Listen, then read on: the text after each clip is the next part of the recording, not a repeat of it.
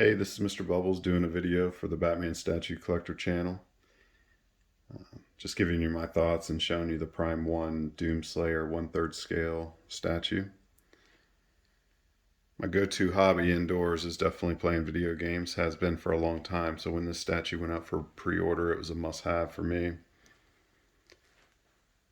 Just tons of detail, really shows why Prime 1 is king with their sculpture, their paint application, concept, everything. Of course, we pay through the nose for it, but I mean, you really do get what you pay for in the majority of cases. One of the things that sets this statue apart for sure is the base. They put so much detail and just how high it is, how much of a pedestal it creates for the character is really impressive. But you can see the pinky monster there, the lava and skulls, dripping down into the sub base. Just detail and excellent paint app everywhere. And that continues all the way around. I mean, most statues, you never see the back of them, which is a shame for anything that's not a bust typically, because they just load it up with detail.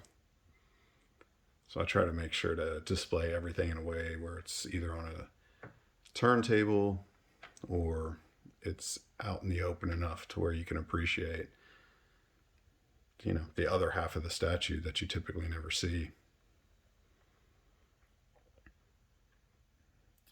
See, all the way down with one of its arms coming down the back. The way they've got it tucking down here into this area, the detail on the nails. It's just a shame when you don't get to appreciate all that. Here's another hoof looking leg. I think the colors really stand out on this. I mean, you've got so much color contrast between the grays, the oranges, and the yellows, and then you get these really great, pinks and purples with, the great look of the greens and the browns of the character. I mean, even if you're not a fan of this video game, you have to appreciate this statue. I think this is the biggest 1/3 piece I have as well. You can see, just the pinky here, its tooth is, the thickness of my finger. And then you scale out and, that's just a tiny detail on the larger statue. Moving up the statue, you've got all these great skulls. This is another huge one the size of my hand. It's sticking out of the base and just adds flair and interest to what's going on here. Just loaded with skulls. Kind of a cool rib cage skull piece that magnetizes on there. And normally you would say the star of the show is the character, and I just think it's a continuation of an excellent base. I mean, this whole thing is a statue in and of itself, but you get up into the character and there's no disappointing there. Look at the level of detail in the paint application. There's so many small pieces that are painted, probably as perfectly as you can paint them by hand. Lots of cool detail. Always liked, in the prototype pictures and then seeing it in hand, these little bolts and things on his gloves. And that detail just continues through the body of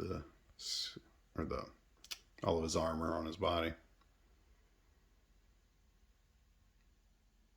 Then getting back to what I was saying before, it'd be a real shame if you're not able to see the back of a statue like this. Just tons of detail loaded up.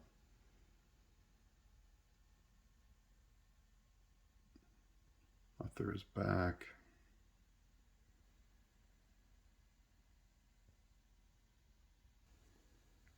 Then you get up to the portrait and has a great effect in here of seeing a sculpted face behind the helmet, plexiglass. Has a light up feature to be able to show, you know, his face even in darker conditions. And just like everything else, really well painted and lots of detail. And here's one of the guns that comes with the deluxe edition. There's a regular, deluxe, and ultimate. Ultimate has tons of different weapons. Deluxe has a few swap outs. And this is one of them. And here's a look at that gun from another angle. I want to say it might be plasma rifle, but I'm not sure. Pretty much everything in the game can kill whatever you need it to kill. So I used them all. Speaking of switch outs and alternate guns, this is the shotgun that comes with the regular version.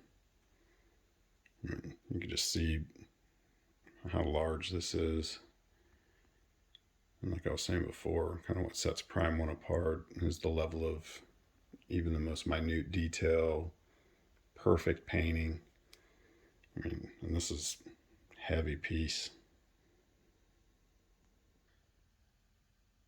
Another display option is this sword. So it's like a clear plastic with some pretty cool symbols on it. Lots of good detail. So if you had issues with being able to display this because of the height with the other guns, you could use this sword, but it does extend it pretty far out, as you can see here. It's already a deep piece that you need a lot of space for. When you put the sword on it, it brings it out quite a bit farther. But if you have the space, it creates a great look. I'm not that big into switch outs. I normally just pick whatever looks the best and go from there. But I think on this one, I'll probably switch out the weapons from time to time. All right, here's a look at the other gun that I showed you earlier. This is for the regular edition. Probably the regular edition is all you need, because just having this statue complete, you know, from the base up through this piece with the awesome left arm with the knife that comes down, and the cool light up helmet, the shoulder cannon, and then this as your gun. It's really all you need. The deluxe edition that I have is a bit of a step up. And then the ultimate edition, I'd say only get if you're a huge fan. There's so many additional swap outs that it's just hard to even keep track of them all. For scale, you can kind of see the difference between Prime 1 1/3 Doomslayer and the Prime 1 1/3 Geralt from The Witcher.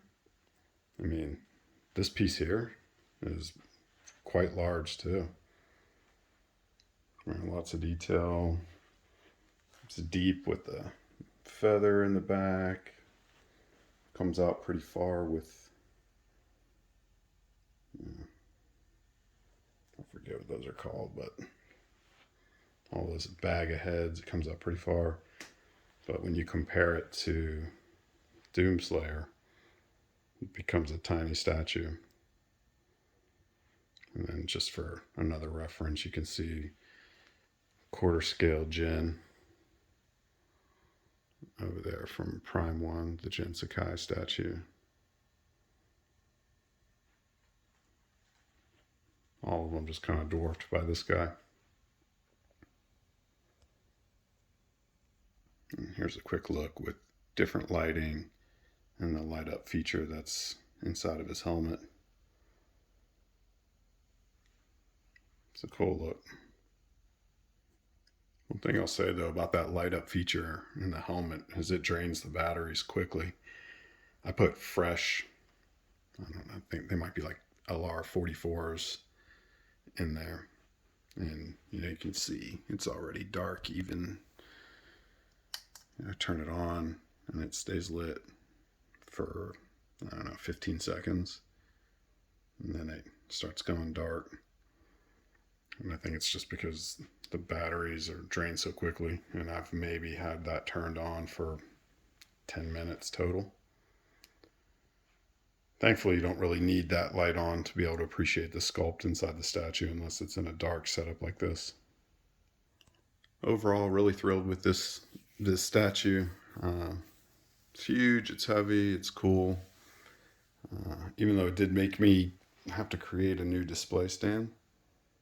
Spent about 20 hours over the last couple of weekends building this 3/4 inch melamine display stand with wooden frame, and introduced work into my life. But at the end of the day, I think it all turned out pretty cool in this room that I'm slowly turning into video game focused room. Thanks for watching.